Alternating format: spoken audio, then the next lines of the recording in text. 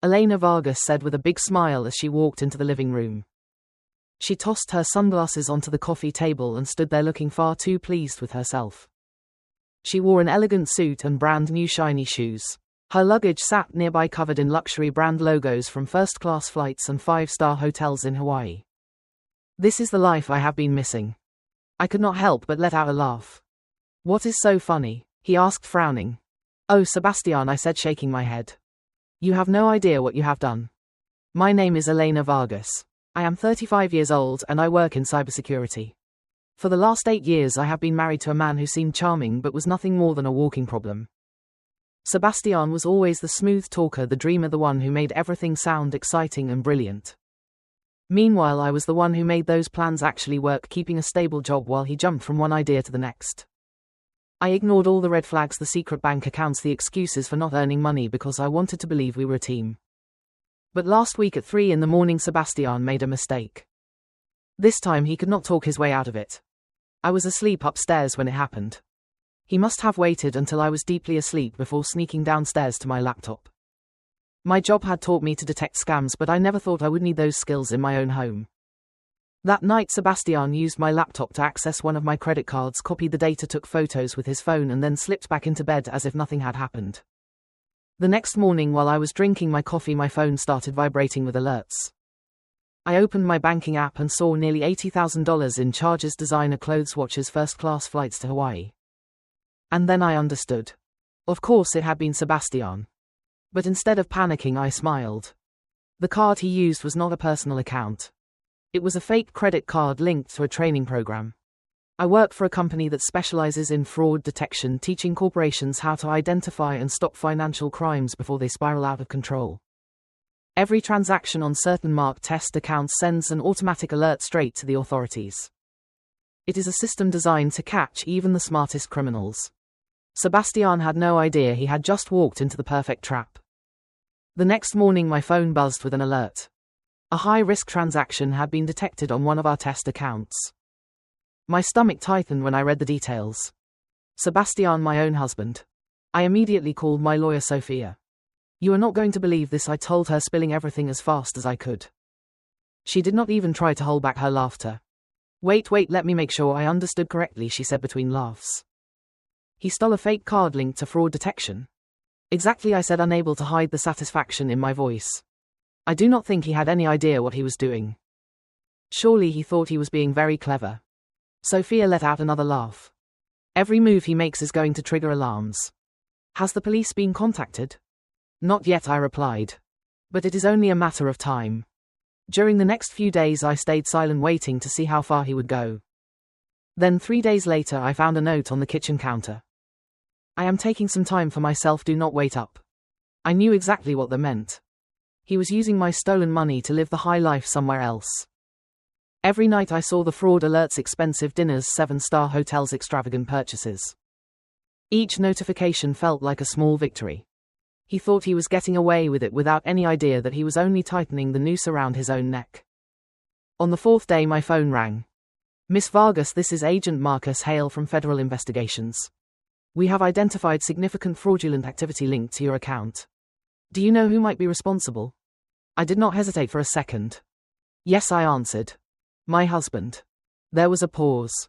I explained everything, how the card was part of a cybersecurity program, how Sebastian unknowingly used a marked test card and basically turned himself in. Agent Hale let out a low whistle. That is a new one, he commented. We will need a formal statement, but with what we already have recorded, he is in serious trouble. By the time Sebastian returned home puffed up with ego after a week of splashing out, I was already ready.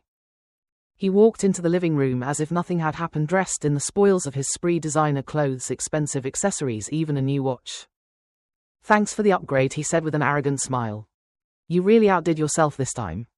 I returned the smile, crossing my arms. You too. And right at that moment the doorbell rang. Sebastian's smile vanished when he opened the door and found himself face to face with 2 federal agents. Mr. Brooks, one of them said. We need to speak with you. And just like that, his little dream vacation ended abruptly. I could not contain myself. A bubbly laugh escaped me before I could stop it. Sebastian frowned, clearly expecting me to be angry. What is so funny? He asked in a high voice. Oh, Sebastian, I said, shaking my head. You are about to find out. He dropped his fancy duffel bag onto the floor with a thud, still looking smug. Seriously, Elena, he said while taking off his expensive jacket and tossing it over the sofa. You should have told me about that card earlier. Imagine how much fun we could have had together. I leaned against the kitchen counter, crossing my arms. And tell me exactly how you thought this was going to end.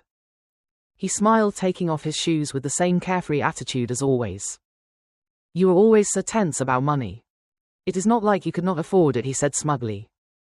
I thought you would get over it when you saw how happy it made me. His confidence would have been annoying if it were not so ridiculous. I held back another laugh, knowing every word he said was only digging his hole deeper. So the watches, the flights, the 7-star hotels. You thought all of that was just a gift for me? I asked, raising an eyebrow. I did not think so, he replied, pointing at himself. It was about time you relaxed a little. I smiled, but in that way that said nothing. I did not have to respond. As soon as Sebastian disappeared into the shower humming a completely off-key song, I grabbed my phone and sent a quick message to Sophia. He is back, ready to proceed with the plan. Her reply came instantly. Perfect. I will call Agent Hale. During the last week, Sophia and Agent Hale had been building the case against Sebastian.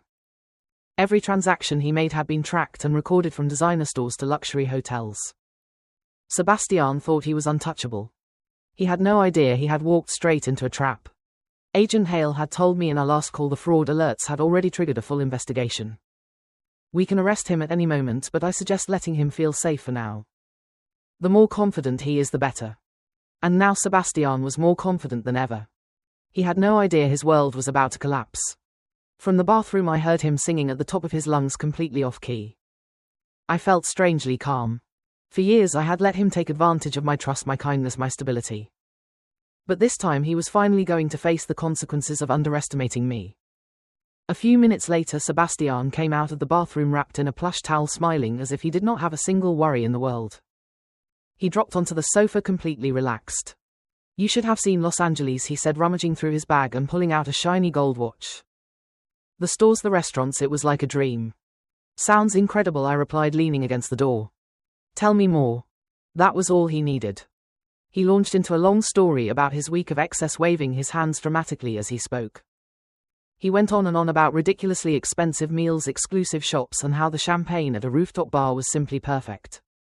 Every word was a confession.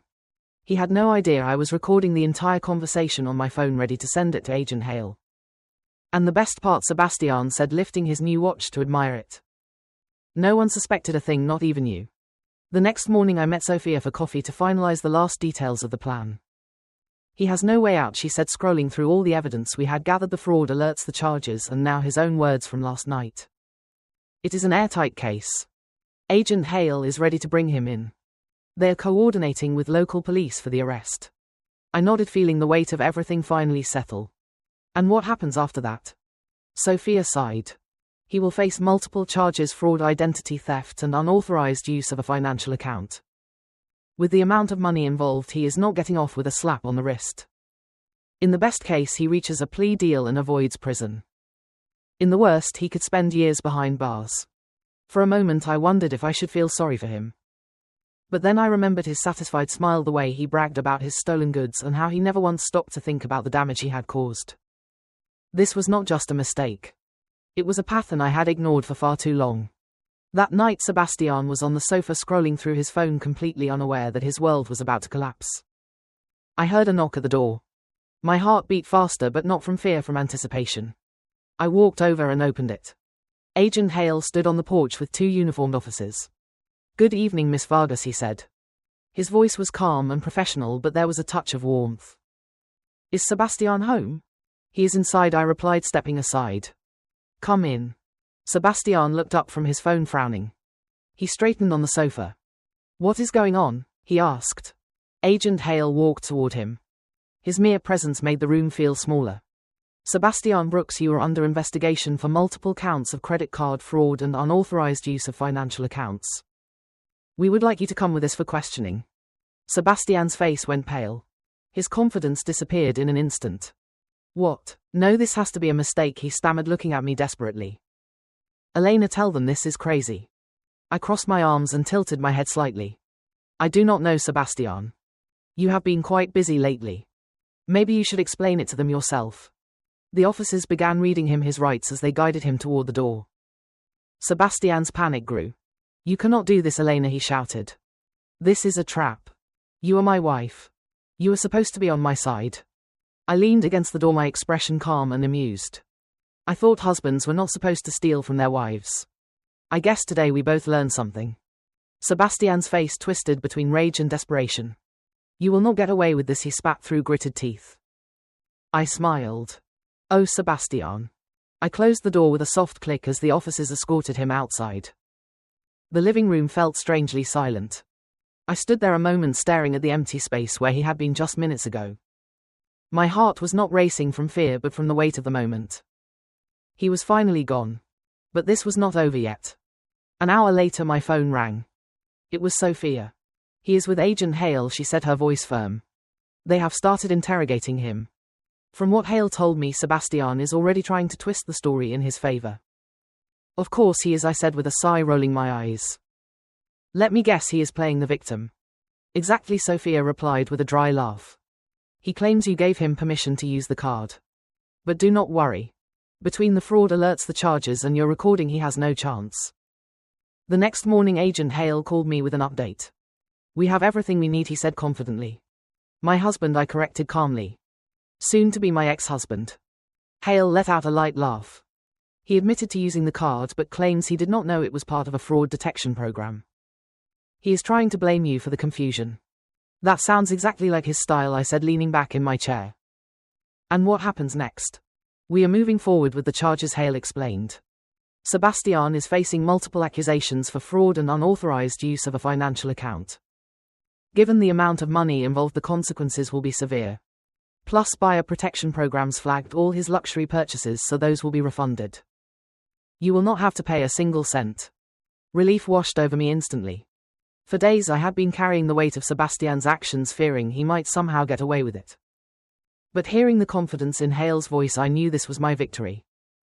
Thank you, I said with complete sincerity. For everything. Do not thank me, he replied. This case practically solved itself. You handled it brilliantly. The consequences hit Sebastian harder than he expected. News of his arrest spread quickly among our mutual friends. It did not take long before his carefully crafted image as the charming, carefree husband began to crumble. Isabella, the woman I had always suspected he was cheating with, apparently left him as soon as she heard about the charges. The designer clothes he had bragged about were confiscated. The flights he had booked were cancelled. His fantasy world was falling apart. And the best part was I did not have to do anything at all. The banks froze his accounts. One night my phone rang. It was a number I did not recognize. Against my better judgment I answered. Elena. Sebastian's voice sounded low and tired. I need to talk to you. I could not help but let out a laugh. Sebastian, the only thing you need to do is figure out how to explain yourself to the judge. Please, he said, his tone shifting to desperation. The judge is not going to be okay with this. I did not want it to go this far. I interrupted, my voice cold. You were just what? Just trying to steal $80,000 from me. Just hoping I would not notice. Just counting on me being too blind or too forgiving to stop you. Silence. Then finally, in an almost inaudible murmur, he said, I thought you loved me. I let out a sharp sigh, feeling my anger bubble to the surface.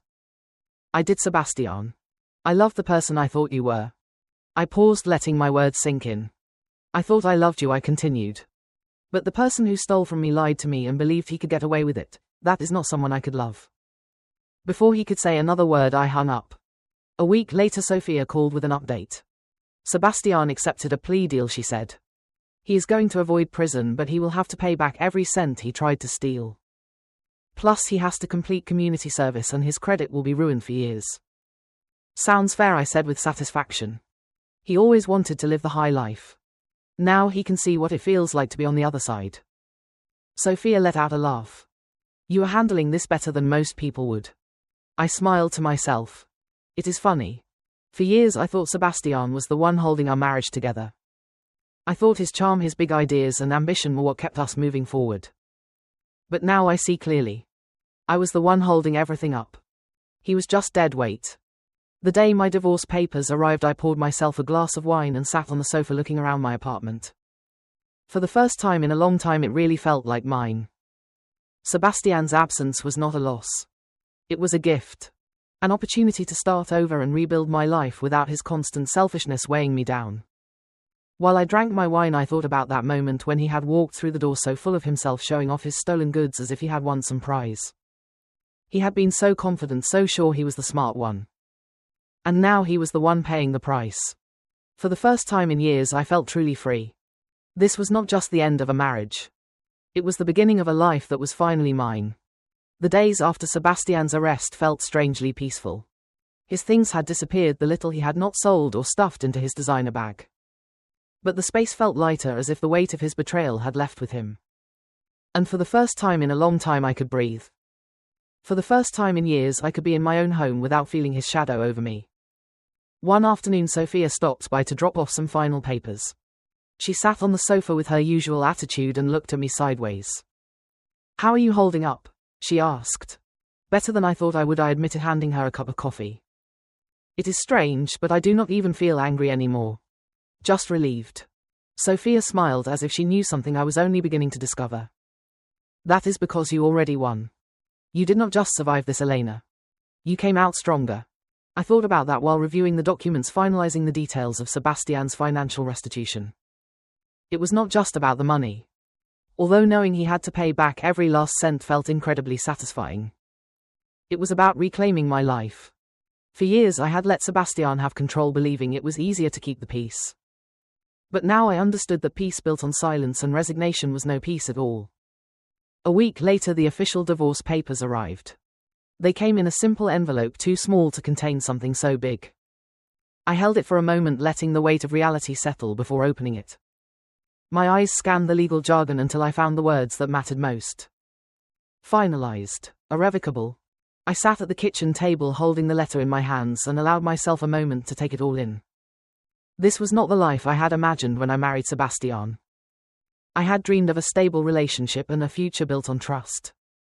But looking around the home I had rebuilt for myself, I realized I had something better: freedom, clarity, and the certainty that I was much stronger than I had ever given myself credit for. That night Lucia came over with a bottle of wine and my favorite takeout. "To new beginnings," she said, raising her glass. "And to the absolute disaster you just escaped." I let out a laugh, clinking my glass against hers. "To never settling for less than I deserve." In the weeks that followed I began building my new life. I redecorated the apartment, adding touches of color and personal details that finally felt like me. For the first time in a long time everything felt right. I finally took that solo vacation I had been dreaming about for years. I spent my days exploring the coast, enjoying the tranquility and feeling the kind of peace that only comes when you leave everything behind, even if just for a while. Sebastian tried to contact me a few more times. He sent vague apologies through mutual friends, but it no longer mattered. I was no longer there to listen. He sent meaningless emails, even a ridiculous letter saying he had changed. I did not respond. There was nothing more to say. He made his choices. I made mine. Every now and then I heard fragments of his life. He was still struggling to find work, his reputation shattered by the fraud charges. He had moved back in with his parents, still convinced he could talk his way out of anything. I felt no pity for him. If anything, I felt relief. He was no longer my problem.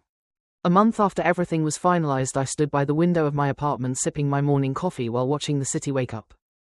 Sunlight filled the room, reflecting off the new coat of paint I had chosen, my favorite shade of blue. The space no longer felt like a battlefield. It felt like home. It was peaceful. It was mine. And it was full of possibilities. I thought about everything that had brought me here. For years I had believed in the marriage, in the idea of building a life together.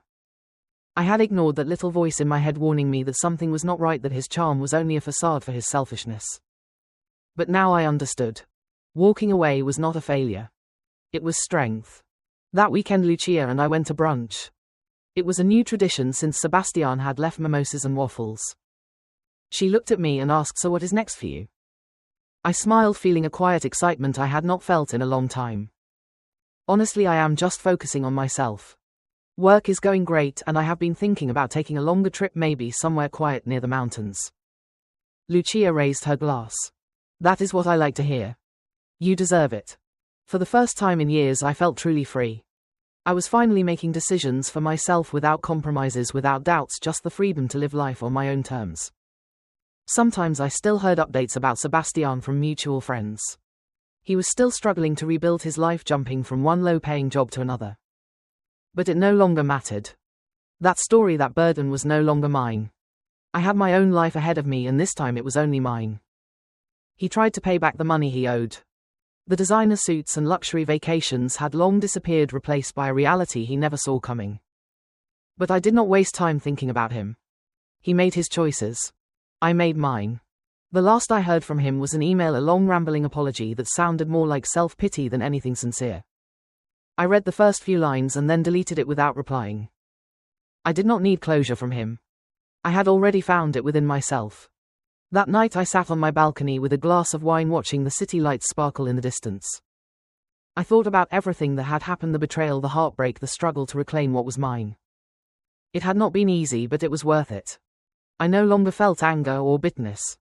If anything, I felt grateful. Sebastian's betrayal had forced me to see my own strength. It had pushed me to stop settling, to put myself first, to take control of my life again. I learned to trust my instincts, to value my independence, and to never let anyone else control my happiness. I raised my glass toward the night sky. To me, I whispered, to starting over. And with that, I closed the chapter on Sebastian forever, ready to embrace whatever came next. Thank you for listening to today's story. Don't forget to like, share, and subscribe to support the channel. See you in the next story.